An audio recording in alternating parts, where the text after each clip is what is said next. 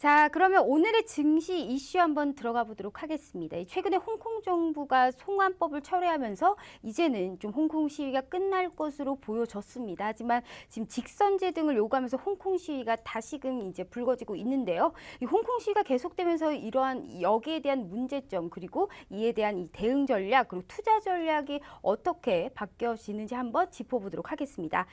자, 지금 김본스타님 쉽게 끝날 줄 알았는데 홍콩 시위대가 이번 기회에 완전한 민주화를 원하고 있습니다. 그러니까 홍콩 행정장관의 이 직선제까지도 요구하면서 시위가 다시금 격화되고 있습니다. 이렇게 되면 홍콩 시위가 끝날 것으로 봤던 글로벌 증시에 좀 어느 정도의 큰 영향이 있을 것 같은데 어떻게 좀 영향을 받을 수 있을까요? 일단 송화법이 처리가 됐죠. 네. 송화법은 처리가 됐는데 송화법 처리될 때 제가 이 방송에서 이제 실시간으로 네. 지수가 좀 오를 가능성이 높다. 네. 하지만 미중 무역 협상이 어떻게 되냐에 따라서 어떻게 될지 모르겠다. 네. 그 뒤는 일단 단기간 오를 수 있다. 단기간 오른 건 맞아요. 근데 네. 올랐는데 송화법은 처리되는데 지금 시위대 같은 경우는 행정장관, 그러니까 홍콩에 어떻게 보면 약간 행정 수반이다 이렇게 보시면 되는데 네. 그걸 이제 지금은 이제 간접 선거로 뽑거든요. 간접 선거로 뽑는데 직접 선거로 뽑고 싶다. 그래서 이제 민주화를 요구하고 있습니다. 근데 네네. 이거를 중국이 들어줄 가능성이 거의 그냥 없다고 보시면 됩니다. 네. 아니 이걸 그러니까 중국이 송화법도 양보했는데 중국이 이제 미중 무역 협상에 집중하기 하고 네. 그다음에 시진핑 주석이 어딘가 빨리 나가서 해외 순방도 다니고 좀 외교를 해야 되는데 베이징만 틀어박혀 있으니까 지금 현재 네. 홍콩 때문에. 근데 그것 때문에 지금 이제 어떻게든 이제 송화법 처리하고 이제 뭔가 사태를 수습하려고 하는데 홍콩 시위대는 이 기회를 놓치면 다시 뭐 송화법 다시 비슷한 거 생기고 뭐 이렇게 되면 네. 똑같다 이렇게 네. 보기 때문에 상당히 좀 시위대가 감정이 안 좋은 것 같아요. 그리고 뭐 시위대 여러 가지 조건이 있는데 뭐 지금까지 뭐 체포자 석방 뭐 이런 것도 있는데 네. 중국 정부에서 들어줄 가능성이 없는 것만 지금 얘기하고 있어요. 네. 그래서 제가 봤을 때는 뭐 15일 날이 아마 시위가 격해지지 않을까 저는 이렇게 얘기하는데 이번에 이제 미국 의회가 추진 중인 홍콩 인권과 민주주의 법안을 조속히 이제 촉구하는 시위를 지금 미 대사관에서 하고 있어요. 지금 홍콩 네. 시위대들이. 그래서 저는 이 부분이 미국이 개입해도 문제고 안 개입해도 문제예요. 그래서 미국이 지금 어떻게 해야 되냐? 특히 이제 중국은 역사적으로 이제 홍콩 문제에 좀 민감하거든요. 네. 왜냐하면 아편 전쟁이 중국의 아편 전쟁이 어디서 일어났냐 보면 홍콩에서 일어났거든요. 네. 그러면서 홍콩을 뺏긴 거예요. 그러니까 여기를 또 똑같이 뺏기는 상황을 중국이 그 민족이 어느 정도 이게 트라우마인 거죠. 네. 중국이 가지고 있는 트라우마인데 이 트라우마를 똑같이 겪어가면서 이걸 다시 홍콩이 이제 뭐 민주화가 되고 분리되고 뭐 이럴 네. 가능성은 거의 없다라는 네. 보시면 될 것 같고요. 전쟁까지 불사할 것 같고 저는 중국이 그럴 경우는 그다음에 이제 요거는 이제 미국이 받아들이기에는 어떻게 되냐면 이제 중국한테 이렇게 홍콩에 대해서 시위대를 뭔가 도와주는 액션을 취한다면 내정 간섭으로 이제 중국이 뭐라 하겠죠. 네. 그러면 이제 미국은 이제 요걸 약간 무역협상 카드로 쓸 수 있다. 그러니까 사실 미국은 뭐 홍콩을 도와줄 생각은 그다지 없는 것 같고요. 네. 일단 요걸로 홍콩을 그럼 우리가 조용히 끝내자 이제 우리가 중립을 지킬 테니 네. 무역협상에서 중국 너가 좀 양보해. 이런 식으로 이제 던질 가능성이 높고요. 중국도 네. 반대로 그럴 수도 있겠네요. 네. 예, 반대로 중국은 그래서 홍콩 문제를 빨리 끝내야 자기네 선으로 해서 빨리 끝내야 네. 미중 무역협상 할 때 좀 자기들이 주도권을 가지고 있는 거죠. 근데 지금 현재 지금 미중 무역협상이 약간 온화한 기류로 흐르는 거는 홍콩 시대가 계속 어떻게든 버티고 있기 때문에 미중 무역협상이 다시 온화하게 흐르고 있다. 만약에 홍콩이 만약에 시대가 끝나버리면 시위를 하지 않고 있으면 미국한테 이 무역협상이 약간 불리할 가능성이 좀 있다. 왜냐하면 사실 트럼프는 내년이면 이제 대선해야 되기 때문에 내년까지잖아요 임기가. 그래서 임기적으로 약간 조금 트럼프 대통령이 쫓기고 있기 때문에 지금 현재 시간적으로 쫓기고 네. 있습니다. 그래서 트럼프 대통령이 홍콩 개입하고 미중 무역협상 결과 가지고 저울질할 가능성이 좀 예상이 되고요. 그다음에 시진핑 주석은 홍콩 시위 중단이 만약에 된다면 저는 네. 이제 이 시위의 동력이 점차 약해지지 않을까라는 생각을 합니다. 네. 점차 뭐 단번에 끝나진 않겠지만 점차 약해지겠죠. 그러면 이제 시진핑 주석이 방안을 고려해야 되는데 우리나라 화장품주들이 왜 떨어졌냐? 이 시위가 안 끝나니까 또 떨어졌어요, 화장품주들이. 네. 그래서 이 시위가 끝날 때쯤 돌아설 때쯤 화장품주 중국 관련주를 꼭 봐야 된다라는 네네. 얘기를 다시 한번 드리고 싶습니다. 네, 알겠습니다. 자, 지금 다음은 이번 달 FOMC를 앞두고 이 미 연준의 금리 정책에 대해서 좀 알아봐야 될 것 같습니다. 이 지난주에 미국 월 고용 지표가 좀 부진하게 나왔단 말이죠. 이로 인해서 지금 다시 한번 미 연준의 금리 인하 스탠스가 강해질 것이다. 이러한 지금 이야기가 나오고 있는데 미 연준의 지금 행보 과연 지금 어떻게 될 거라고 보고 계시나요? 네, 일단 미 연준 같은 경우 지난주에 이제 파월 의장이 네. 지난 6일이죠. 6일날 이제 스위스에서 이제 기대했던 연설을 했습니다. 네. 그 내용을 보면은 상당히 약간 매파적이었다. 네, 맞습니다. 그러니까 약간 매파적이었어요. 네. 상당히 매파적은 아니었는데, 근데 중요한 거는 금리를 그러니까 어떤 뉘앙스로 얘기를 했냐면요, 금리를 인하하는 거는 경기 침체가 와서 해도 늦지 않다는 뉘앙스로 얘기를 했거든요. 네. 그러니까 요 말이 무슨 말이냐면 금리 정책을 쓸 때 지금 선제적으로 예방적 조치는 사실상 잘 없어요. 아, 네. 이건 우리나라도 마찬가지예요. 이건 전 세계 어느 나라도 모두 다 마찬가지입니다. 그냥 차트를 보시면 우리나라 금리 인하 구간이 어느 구간이냐면요, 이 구간이에요. 이제 이게 보시면은 우리나라 이게 코스피 차트거든요. 코스피 차트인데 2007년까지 우리나라 뭐 했는 줄 아세요? 금리를 올렸어요, 계속. 그러니까 지수가 과열되니까 계속 금리를 올렸거든요. 네네. 그러다가 글로벌 금리가 나니까 금리를 내리기 시작했거든요. 금리를 급격하게 내리기 시작했습니다. 즉 지금 많이 내려버리면 네. 뭐가 문제냐면 지금 이제 미국 금리가 2%, 2.25%인데 여기서 금리를 미리 많이 내려버리면 진짜 경기가 안 좋아서 침체가 왔을 때 쓸 카드가 없다는 거죠. 이제 그 얘기를 좀 어느 정도 뉘앙스를 얘기를 했습니다. 그럼에도 불구하고 지금 파월 의장은 그러니까 코멘트는 매파적으로 했지만 약간 이번에 금리 인하는 뭐 어느 정도 테이블에 올려놓고 당연히 얘기를 할 거고요. 네. 뭐 FMC에서 오히려 파월 의장의 연설이 너무 약했다, 의외로. 좀 더 강하게 매파적일 줄 알았는데 좀 더 네네. 약했다. 그래서 약간 금리 인하 퍼센트가 좀 더 올라갔어요. 추가 금리 인하. 이번 네. 달에 무조건 할 것 같다는 네. 의견이 약 91% 정도니까. 근데 이제 이게 이제 여기서 문제는 뭐냐면 지표가 좀 좋아야 되는데 네. 미국이 ISM 제조업 고용 지표가 예상치를 하회했고요. 그다음에 고용 지표. 제가 지난주에 나와서 얘기 드렸던 게 매달 첫 번째 주 금요일에 미국의 논밤이 나온다 그랬어요. 네. 뒤에 얘기하다가 논밤 페이롤이 나오는데 그게 뭐냐면 이제 비농업 고용자 지수. 네. 비농업 고용자 지수인데 중요한 건 이 비농업 고용자 지수가 발표는 됐어요. 네. 나쁘지 않았어요. 근데 뜯어보면 약간 나빴다는 거죠. 예를 들면 서비스업 쪽이 좀 괜찮았고요. 네. 미국이 괜찮으면 제조업이 괜찮아야 되는데 제조업 쪽은 약간 좀 부진했단 말이죠. 그래서 지표 부진이 약간 예상되고 있는 상황. 네. 근데 실업률은 좋았거든요. 실업률 자체는 좋았기 때문에 네. 제가 봤을 때 이제 고민의 시기가 온 겁니다. 왜 고민의 시기가 왔냐? 미국 트럼프 대통령은 미 연준 때문에 지금 금리 안 내려서 지금 미중 무역 전쟁 질 것 같다. 네. 그래서 좀 더 엄청 강하게 하고 있는 거거든요. 그러니까 트럼프 대통령이 강하게 하는 이유는 뭐냐면 파월 의장이 이런 얘기했어요. 미중 무역 전쟁 때문에 지금 금리를 인하해야 되게 생겼어. 지금 네. 심해지니까. 네. 그러니까 트럼프 대통령이 금리 인하하려고 더 세게 나가고 있다는 거죠. 근데 지금 약간 국면이 양상이 좀 바뀌었습니다. 트럼프 대통령이 더 이상 세게 나가지 못하고 있죠. 지금 지지율도 떨어지고 그러고 있기 때문에 뭔가 해결책을 갖고 와야 지지율이 오르겠죠. 네. 근데 그런 부분을 감안하자면 제가 봤을 때는 금리는 사실상 추가 인하, 그러니까 이번 달하고 추가 인하 한 번 정도만 예상하고 그 뒤로는 금리는 어느 정도 좀 지지되지 않을까. 근데 이제 중국의 인민은행이 사실 지난 6일날 모든 은행들 지급 준비율을 50bp 인하했습니다. 네. 지급 준비라는 거는 우리가 은행에 돈을 맡기면 네네. 은행이 언제든지 지급을 하기 위해서 너네가 가지고 있어야 되는 돈을 얘기하는 거거든요. 네. 그러니까 우리가 100만 원 넣으면 은행은 예를 들어서 지급 준비율이 10%다 그러면 은행은 네. 10만 원 빼고 나머지는 재투자예요. 네. 그러니까 10%, 10만 원은 언제 출금할지 모르니까 갖고 있는다는 거죠. 네. 그러니까 즉 지급 준비를 낮추면 시장에 푼 돈이 많아져요. 그러니까 네. 근데 은행이 이제 50bp 인하했고 일부 은행은 100bp까지 인하했거든요. 그러니까 네. 중국은 계속 또 금리를 내리고 있단 말이죠. 내수 진작으로 해서 금리를 네. 내리고 있어요. 그러니까 미국은 이제 어떻게 이제 또 이제 트럼프 대통령 할 말이 거리가 생기긴 했어요. 생기긴 네. 했는데 이게 사실 뭐 이자 이제 제가 봤을 때 금리를 내린 게 아니고 지급 준비이기 네. 때문에 좀 더 효과가 약하니까 이 부분에 대해서 좀 이렇게 보시면 될 것 같고 금리는 인하하되 매파적 코멘트가 조금 강하게 나오면서 추가 한 번 정도 인하할 수 있다.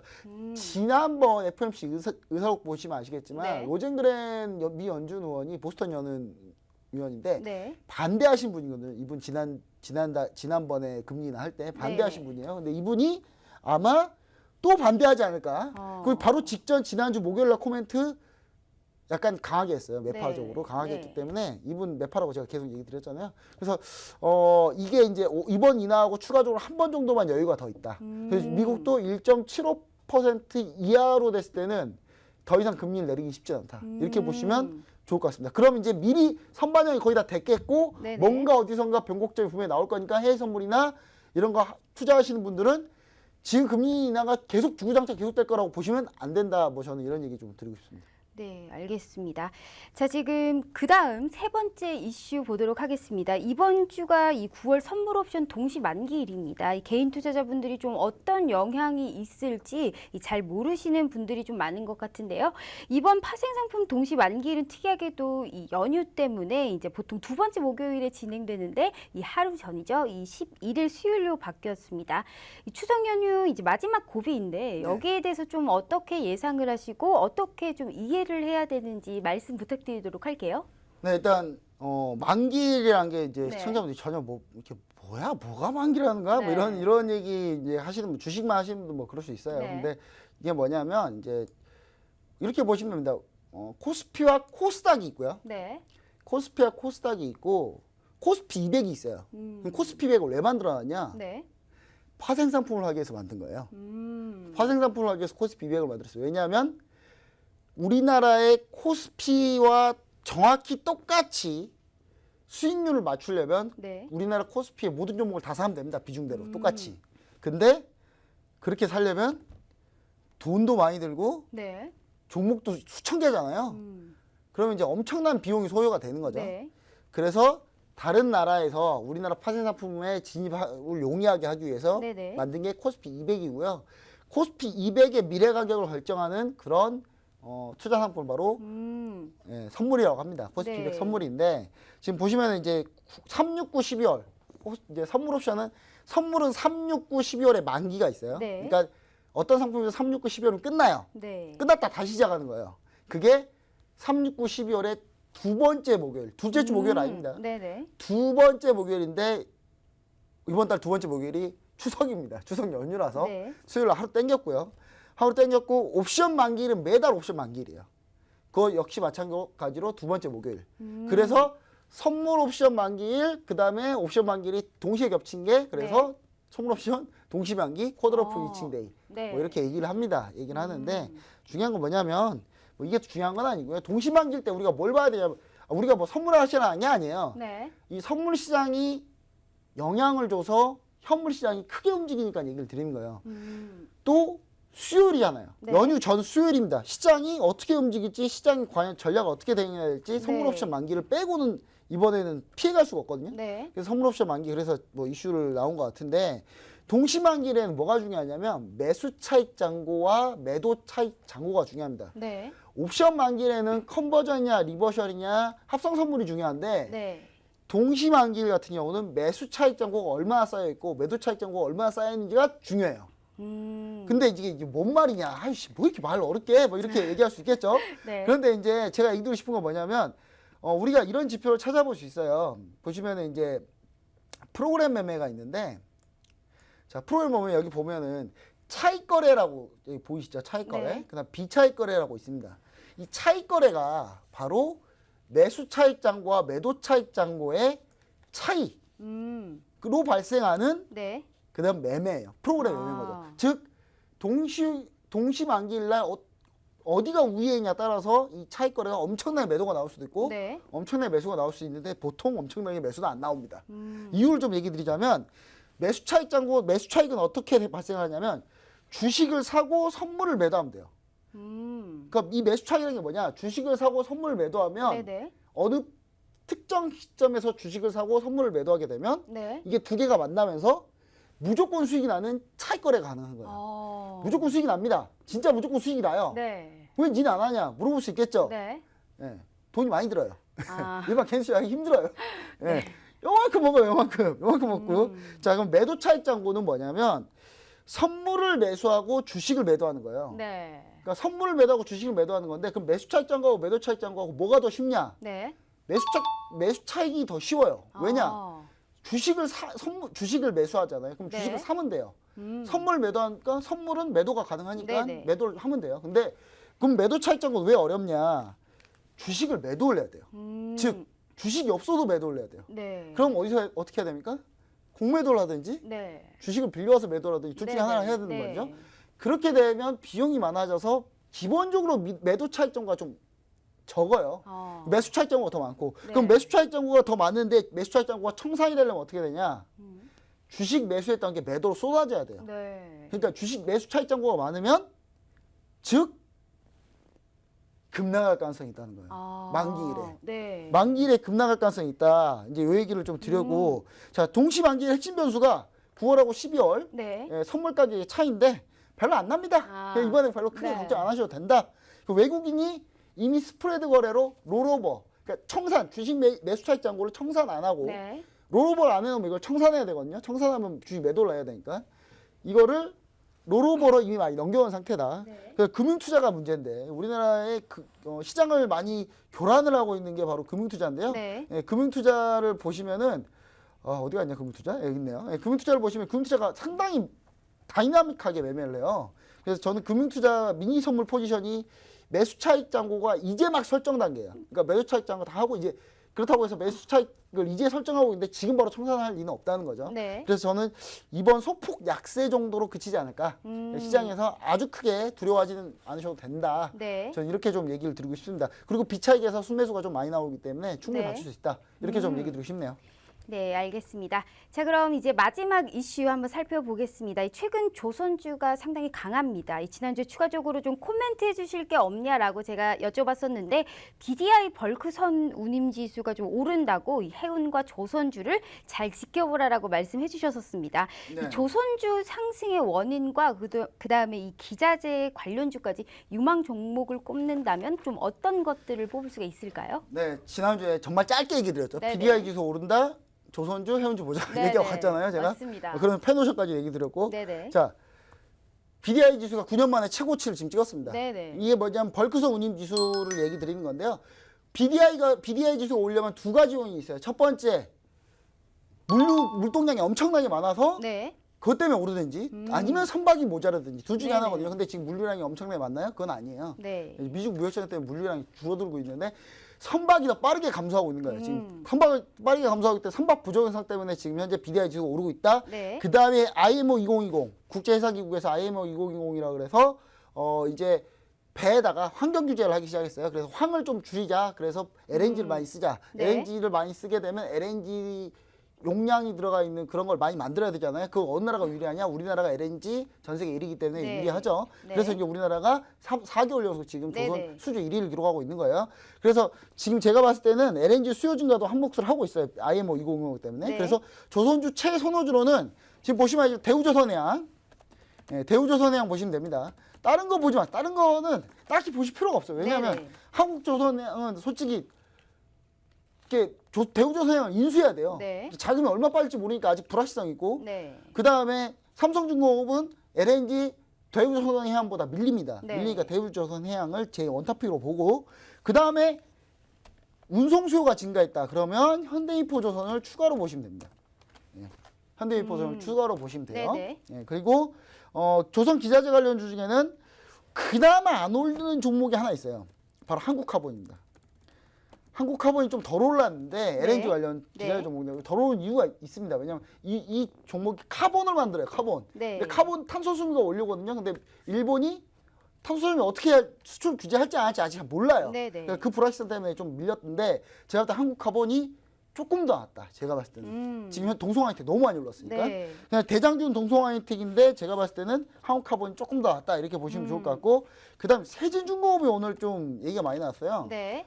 이제 윗골이 밀렸는데 세진중공업은 LPG입니다. 네. LNG 아니에요. LPG예요. 이 LPG 관련 회사인데 LPG 수혜가 LNG가 오면 그 다음에 LPG 수혜가 순서대로 오기 때문에 세진중공업이 오르는데 네. 제가 볼 때 세진중공업을 원탑표로 보시면 안 돼요.